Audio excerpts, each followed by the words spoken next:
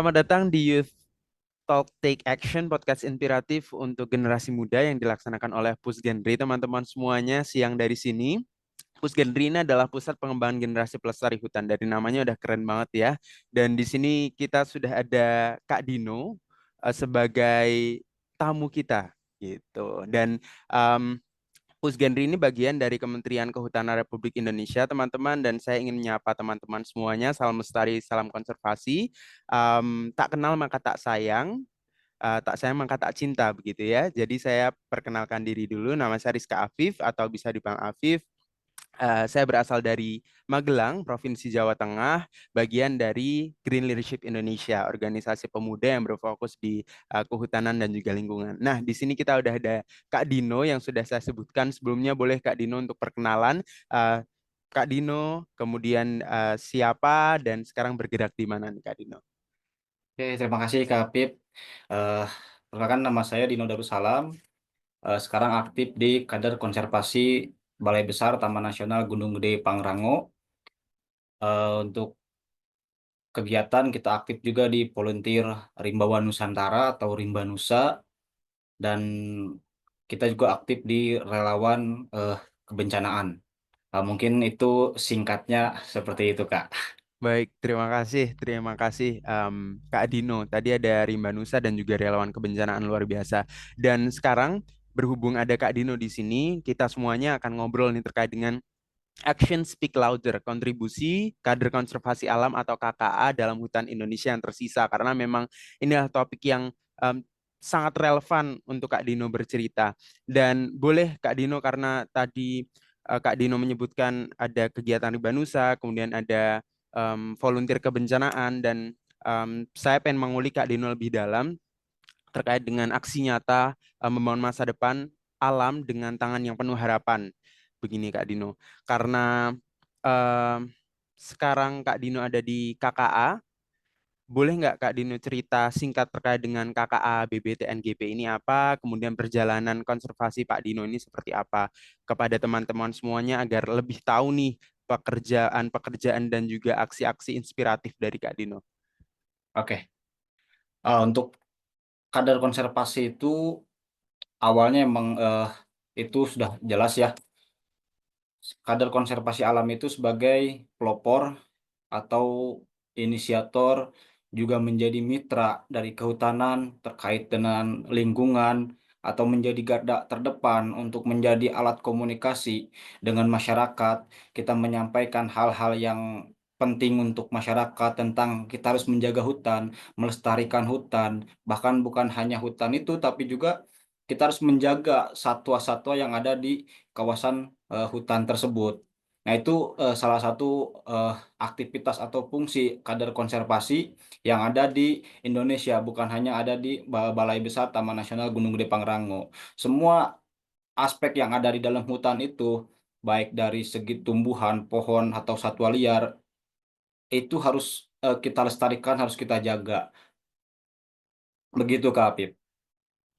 Baik, terima kasih Pak Dino. Sangat luar biasa tadi ada garis bawah bahwa fungsinya adalah untuk menjaga dan juga melestarikan hutan termasuk yang ada di dalamnya yaitu satwa yang liar maupun yang dilindungi begitu Kak Dino. Namun penasaran terkait dengan apa sih yang membuat Kak Dino ini terjun ke dalam KKA dan juga aktivitasnya, apa yang melatar belakangi Kak Dino sehingga punya semangat dan juga daya juang nih di dalam KKA. Oke, untuk latar belakang eh, kami aktif di kegiatan kader konservasi itu sebenarnya tidak datang begitu saja. Jadi berawal dari kita emang senang bermain di alam, kita hobi naik gunung gitu kan. Tapi dari situ timbul lah generasi kita masih bisa merasakan, masih bisa menikmati keindahan alam, keindahan gunung dan sebagainya. Kita masih bisa melihat di jalur itu masih ada kita melihat owa Jawa, kita masih bisa melihat binatang lain.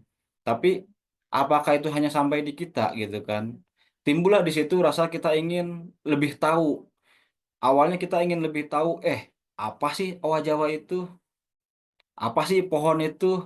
kok pohon itu beda-beda namanya gitu kan. Pohon itu punya nama. Nah, di situ kita mulai terpancing.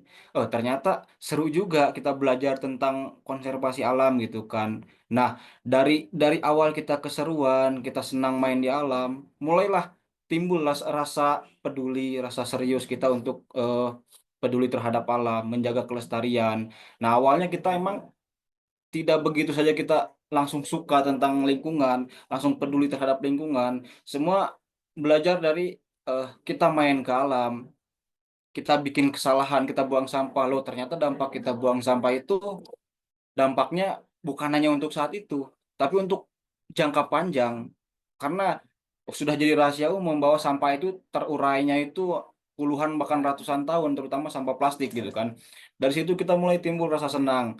Dari senang kita menjadi minat untuk oh ternyata seru loh kita jadi kadar itu, kita jadi banyak pengetahuan dan hal terpentingnya kita bisa menjaga warisan untuk generasi yang akan datang gitu Kak. Setuju, saya setuju terkait dengan statement bagaimana kita bisa memberikan wajah hutan nantinya untuk anak cucu dan juga menjaga warisan yang sekarang ada, Pak Dino. Karena di tahun 2018, 2019 saya sempat main juga ke Taman Nasional Gunung Gede Pangrango.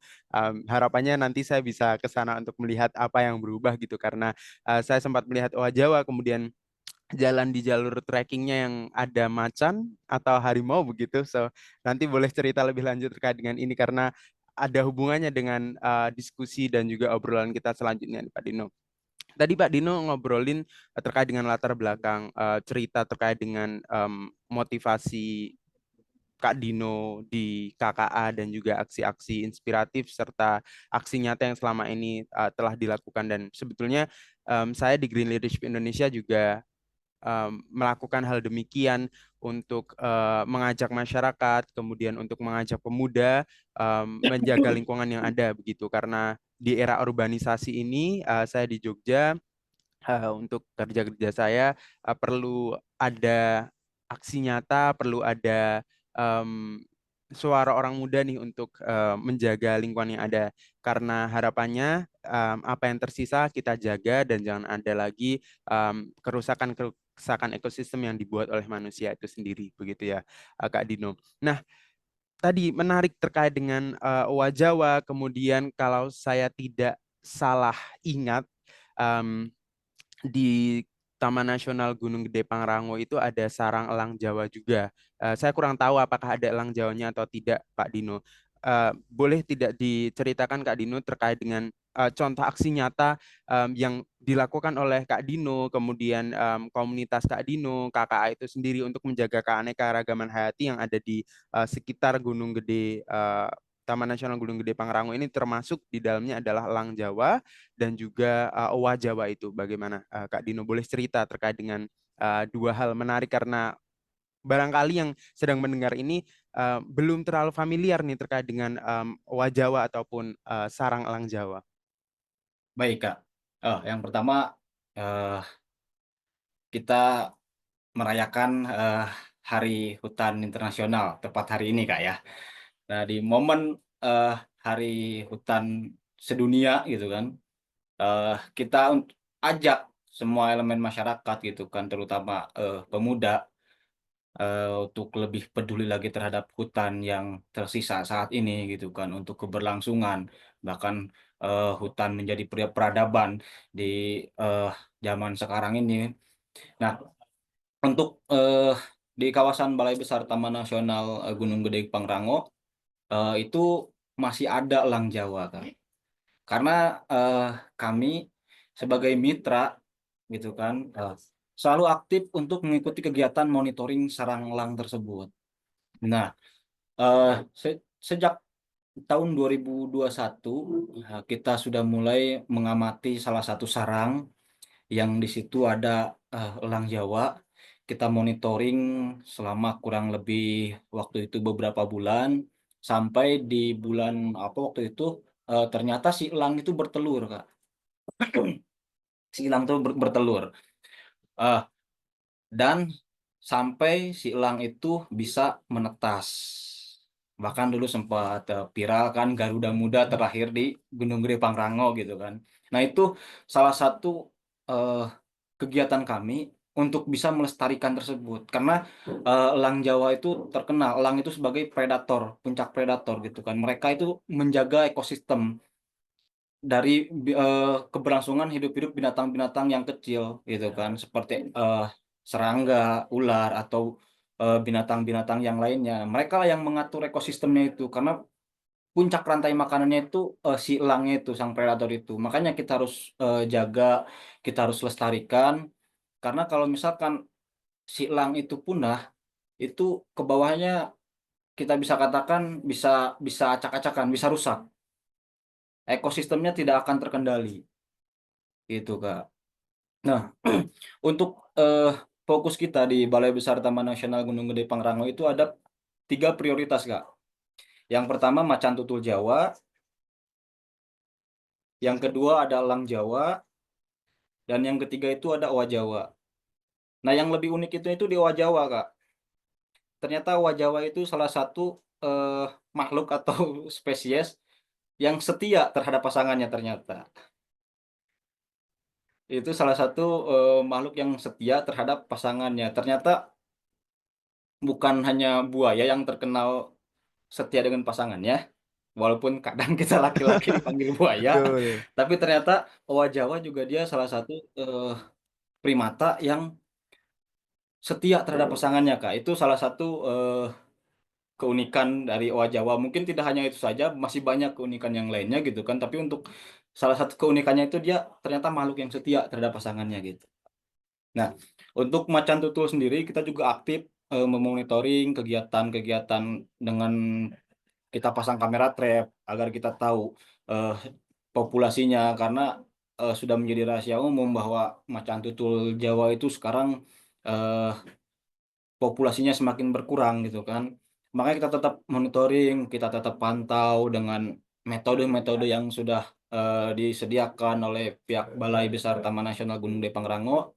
Kita ikut kegiatan tersebut, kita monitoring, kita pasang kamera trap dengan jangka waktu 1 bulan atau 2 bulan untuk mengetahui pergerakan si satwa itu masih ada atau tidak, berkembang biak atau tidak. Nah, eh, kami selalu ikut serta dalam hal-hal tersebut, Kak. Bahkan kita juga tetap mengajak masyarakat agar ketika mereka ada satwa yang turun gitu kan ke luar kawasan, entah itu konflik satwa, mereka mungkin mencari sumber makanan segala lain. Nah, kita usahakan mereka jangan sampai diburu, gitu. Kita usahakan jangan sampai diburu karena itu makhluk yang terbilang hampir punah mungkin Kak, karena sudah mulai langka gitu. Tidak tidak mungkin setiap taman nasional masih ada, tapi tidak semua tempat ada gitu kan. Nah, gitu Kak. Nah, kalau misalkan owa Jawa di kita ada tempat rehabilitasinya gitu kan untuk owa Jawa di daerah Bodogol, masih di kawasan Balai Besar Taman Nasional Gunung Gede Pangrango. Gitu, Kak. Terima kasih Kak Dino, inspiratif dan juga membuka wawasan bagi saya dan juga teman-teman yang mungkin mendengarkan podcast kita hari ini. Kita breakdown satu-satu Kak Dino karena tadi ada 3 prioritas satwa yang menjadi perhatian utama yaitu macan tutul Jawa, kemudian elang Jawa dan juga owa Jawa. Pertanyaan masing-masing terkait dengan monitoring macan tutul itu gimana Kak Dino? Maksudnya kegiatan aktivitasnya berapa lama intervensinya ataupun frekuensinya sebagai contoh 1 bulan sekali kah atau 6 bulan sekali atau bagaimana? Kalau terkait dengan macan tutul Jawa ini kan hewan buas ya. Nah, bagaimana sih Kak Dino dan juga tim ini melakukan itu karena cukup unik untuk wawasan baru teman-teman dan juga saya sendiri. Oke, Kak. Untuk kita monitoring macan tutul itu biasanya kalau dulu dulu itu biasanya pakainya tuh per 3 bulan karena terlalu lama. Mungkin sekarang dikurangin lagi. Kita menggunakan metode kamera trap. Kita pasang kurang lebih 1 bulan. Setelah itu baru kita cross check gitu kan. Itu Tetap kita em, ya. sekaligus ada cari-cari jejaknya gitu ya, Nah, tentu Kak saja. Dino. Setiap pemasangan kita menentukan titik itu harus ada indikasi.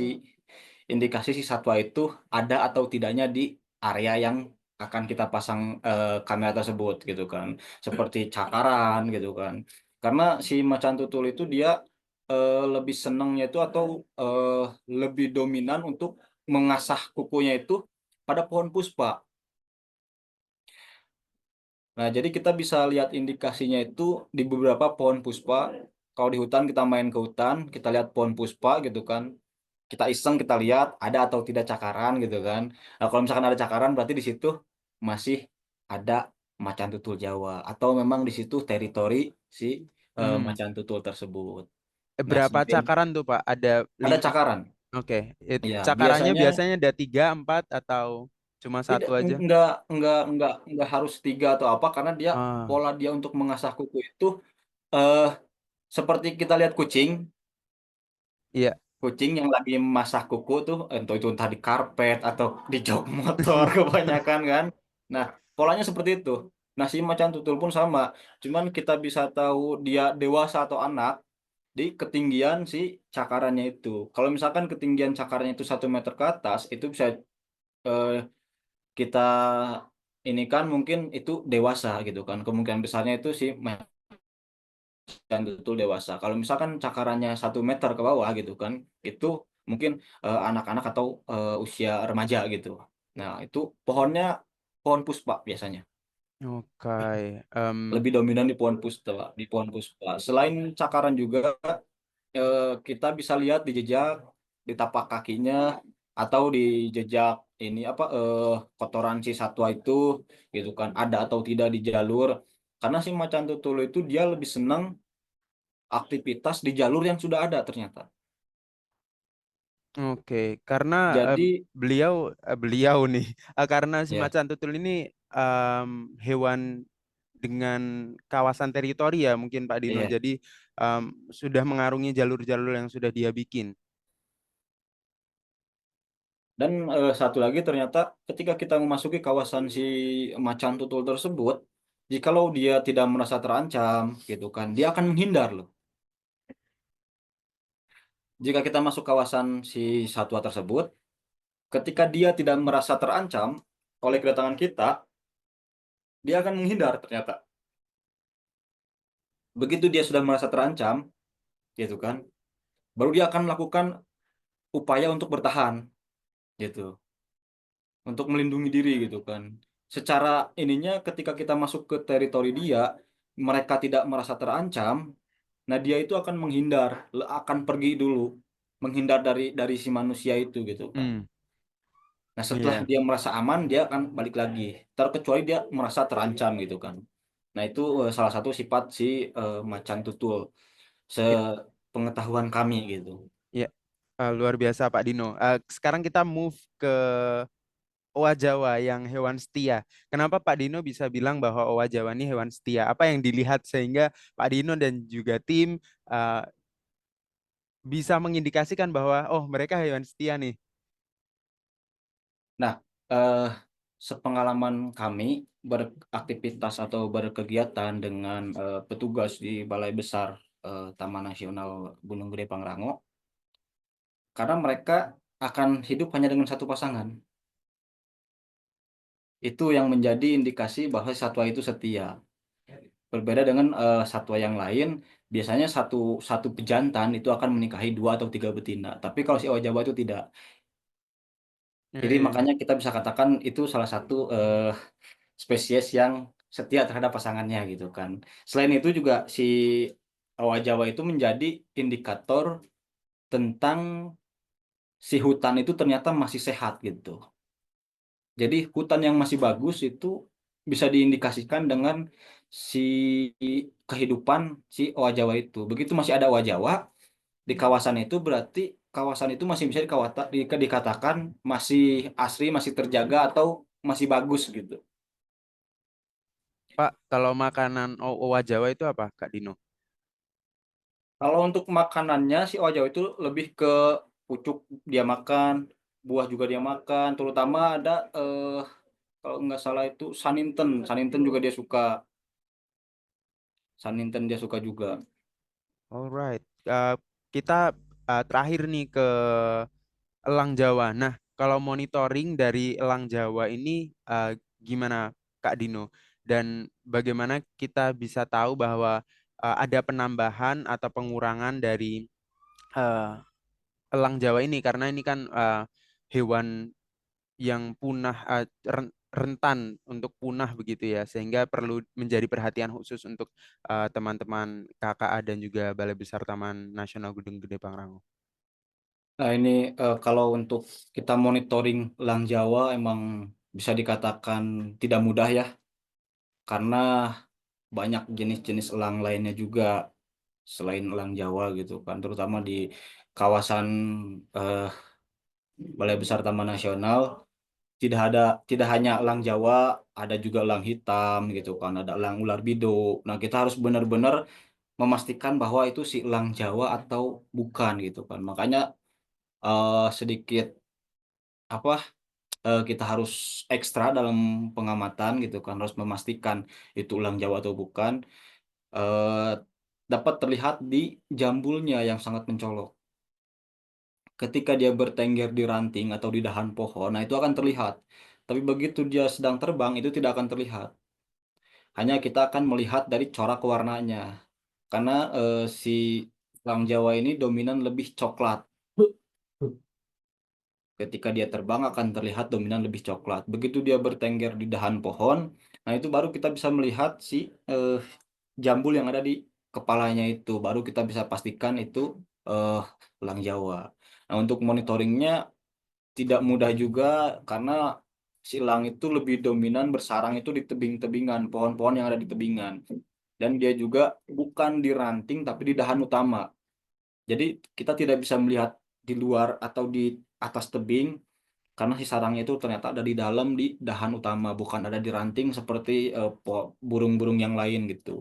Makanya mesti ekstra kita eh, naik ke tebingan, kadang kita nyusurin jalur-jalur unggungan di samping tebingannya itu untuk memastikan ada si sarang itu agar terlihat dari atas gitu kan. Karena untuk dari bawah itu sangat sulit untuk melihat gitu kan. Makanya perlu perjalanan ekstra lah untuk kita bisa sampai ataupun kita bisa mengetahui itu sarang elang atau bukan. Terus terkadang juga begitu kita sampai di lokasi, kita amati dari pagi sampai siang, ternyata yang datang ke sarangnya itu bukan elang Jawa gitu kan. Ada elang-elang yang lain gitu kan, spesies yang apa yang lain, elang yang lain. Harus benar-benar menguji kesabaran ternyata. Menguji kesabaran kita harus benar-benar sabar. Kita tidak boleh banyak bergerak gitu kan. Pergerakan harus senyap gitu untuk memastikan itu sarang elang Jawa atau bukan gitu kan. Penuh tapi seru sih, Ya, seru gitu kan. Serunya itu kita eh, begitu kita dapat si tujuan kita gitu kan. Begitu kita pantau dari pagi misalkan sampai siang atau terkadang sampai jam 2 gitu kan. Pas siang itu datang atau pagi jam 8 jam 9 dia ke sarang gitu kan. Si elang yang datangnya itu elang Jawa, oh itu jadi kepuasan tersendiri gitu untuk betul. kegiatan kita pada momen-momen itu gitu. Rasanya Gitu, Kak. langsung senang gitu ya Kak Dino ya. Kalau Sangat-sangat senang. oh, oke, oke, oke ya, saya pernah melakukan monitoring juga demikian. Sangat sulit kalau burung, memang kita harus sangat hati-hati, sangat mengendap-endap agar bisa Iya, membedakan, agar tidak mengganggu mereka untuk pindah dari satu tempat ke tempat lain, dan sangat sulit untuk membedakan em, dari ciri-ciri khususnya, apalagi suaranya begitu Kak Dino. Nah, em, karena saya percaya juga keanekaragaman hayati ini bukan terkait dengan penyembelihan alam juga, tetapi juga sumber inspirasi dan juga ketenangan jika dikelola dengan baik melalui jasa lingkungan berkelanjutan. Dan jikalau kita berbicara terkait dengan keanekaragaman hayati, terkait dengan hutan, terkait dengan lanskap, kita kan tidak melulu ngomongin terkait dengan satwa yang ada ataupun flora yang ada di dalamnya kan, Kak Dino. Nah, kita juga harus mengajak masyarakat untuk terjun di dalamnya, influence mereka agar mereka juga ada kesadaran untuk konservasi dan juga menjaga alam yang ada. Nah, boleh nggak Kak Dino untuk cerita terkait dengan bagaimana aksi-aksi inspiratif Kak Dino dalam mengajak masyarakat di dalam pengelolaan entah itu jasa lingkungan, entah itu apapun yang berkaitan dengan hasil kinerja Kak Dino selama ini? Untuk jasa lingkungan, kebetulan kita juga mengelola satu wisata yang dikelola oleh kelompok tani, yaitu air terjun, masih di kawasan Balai Besar Taman Nasional Gunung Depung Rango di Bidang 3 Kabupaten Bogor, Resort Cisarua, KTH Hijau Lestari Ciberem gitu kan. Nah, eh selain kita ikut andil untuk menjaga kelestarian hutan gitu kan, kita juga ikut terjun dalam memanfaatkan eh, sumber daya alam yang bisa kita kelola gitu kan secara aturan yang sudah tertera di eh, Kementerian Lingkungan Hidup dan Kehutanan. Nah, itu untuk pemberdayaan ekonomi masyarakat sekitar kawasan gitu kan. Nah, untuk kegiatan-kegiatannya kita rutin mengadakan kumpulan gitu kan bersama masyarakat dengan dibantu juga oleh KPA Rimba Nusa gitu kan. Pentingnya kita menjaga kawasan, pentingnya kita tidak buang sampah di area atau perbatasan dengan kawasan gitu kan, karena itu bisa satu bisa menimbulkan penyakit gitu kan, yang kedua begitu satwa datang gitu kan kayak monyet datang, dia tidak tahu itu sampah, dia sedang mencari makanan, nah itu akan buruk juga dampaknya terhadap satwa yang ada di situ. Nah, kita sering mengadakan penanaman juga gitu kan, eh lebih khususnya di kawasan-kawasan yang terdampak rusak atau longsor gitu kan. Kita pemulihan ekosistem juga karena menanam pohon itu mudah. Kak. Menurut saya menanam pohon itu mudah. Yang Yang sulit sulit, itu kita untuk merawat. betul, Yang setuju. sulit itu kita merawat. Menurut sebagian orang, kegiatan menanam pohon itu hal yang biasa. Tapi bagi kami itu sangat luar biasa. Karena apa? Karena sebagian pohon yang ada sekarang gitu kan. Mungkin pohon-pohon yang kita di luar kawasan dulu aja gitu ya. Pohon-pohon yang ada di luar kawasan, seperti di rumah saya ada pohon gitu kan. Atau di rumah kami pada pohon gitu kan. Itu ternyata yang nanam bukan kita loh, tapi manfaatnya kita yang merasakan, Mm-mm, ya kan? betul. Contoh kecil, orang tua kita dulu nanam pohon buah, kan? Si buah itu berbuah setelah 10 atau 15 tahun. Ternyata orang tua kita tidak bisa menikmatinya gitu kan, atau kakek kita tidak bisa menikmatinya, tapi ternyata yang menikmati itu anak cucunya gitu kan. Nah, kita harus harus mulai berpikir, eh yuk kita polakan seperti itu gitu kan. Kita nanam pohon saat ini, manfaatnya itu bukan untuk kita, tapi untuk generasi yang akan datang, untuk anak cucu kita gitu kan. Nah, itu eh, pengalaman kami pernah ngobrol dengan masyarakat gitu kan. Begitu kami tanya, ini pohon dulu yang nanam itu orang tua saya, tapi yang menikmati hasilnya saya gitu kan. Nah, begitu pula kita mengembalikan ekosistem hutan, menanam pohon di hutan gitu kan. Oke lah, saat ini kita bisa menghirup udara yang segar gitu kan. Masih masih bisa menikmati suasana puncak yang segar gitu kan. Masih bisa menikmati kabut puncak gitu kan. Mungkin 10 atau 20 tahun gitu kan. Kalau misalkan kita tidak jaga kelestariannya, mereka belum tentu bisa Ya, menikmati. ya, saya setuju dengan Kak Dino terkait dengan itu dan bekerja dengan masyarakat itu ada dinamikanya sendiri dan juga ada Betul. tantangannya sendiri ya, Kak Dino, serta tadi Kak Dino menyebutkan bahwa menanam pohon itu bagi orang lain mungkin itu ada hal biasa dan saya setuju dengan Kak Dino. Di tempat saya di Jogja juga kami merestore atau menanam tanaman menggunakan multi-purpose species, em, dengan mangga, dengan manggis, durian, dan harapannya itu untuk investasi jangka panjang ke depannya, Kak Dino. Ternyata waktunya sangat singkat sekali, ngobrolnya tidak terasa, dan saya ingin dengar nih dari Kak Dino untuk final statement.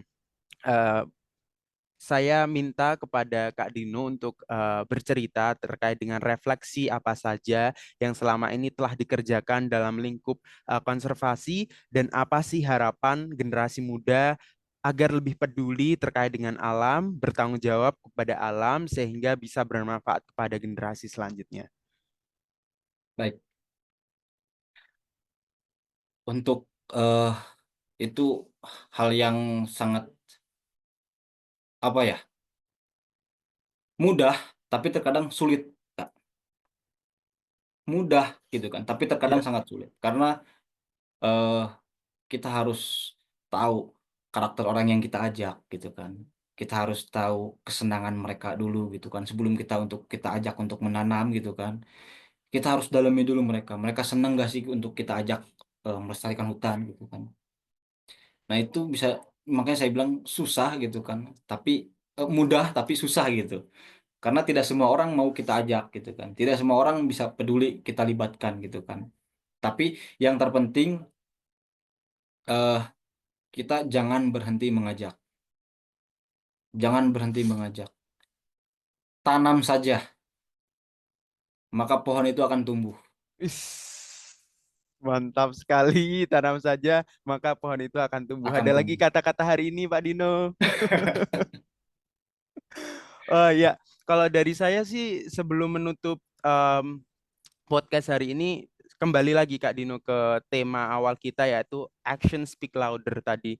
Apa yang telah dikatakan Pak Dino memang sesuai ya, bahwa ajakan itu sangat penting. Kita harus tahu interest atau em, apa kesukaan mereka dulu, baru kita bisa untuk influence dan juga ajak mereka untuk bersama-sama menjaga lingkungan alam sekitar. Ya, intinya di sekitar kita dulu. Jikalau sekitar kita dulu terjaga, kita bisa ekspansi ke ranah yang lebih luas begitu.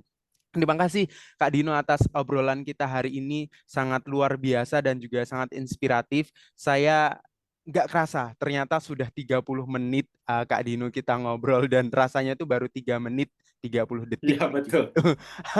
Terima kasih sekali lagi Kak Dino, dan Siap. untuk teman-teman semuanya boleh nantinya jikalau ingin ngobrol lagi dengan saya ataupun dengan Kak Dino, bisa hubungin akun Instagram Pusgenri atau YouTube Pusgenri begitu. Terima kasih telah mendengarkan Youth Talk Take Action. Mari kita jadikan Ramadan ini sebagai bulan penuh berkah untuk bumi kita. Dan tadi sudah disampaikan oleh Kak Dino bahwa hari ini tanggal 21 Maret 2025 merupakan Hari Hutan Internasional. Selamat Hari Hutan Internasional teman-teman semuanya. Sampai jumpa di episode berikutnya, dan jangan lupa untuk follow akun sosial media Pusgenri, yaitu di Instagram @pusgenrikemenhud.kemenhud dan di YouTube juga pusgenri.kemenhud. Sampai jumpa di episode berikutnya. Terima kasih Kak Dino dan juga teman-teman.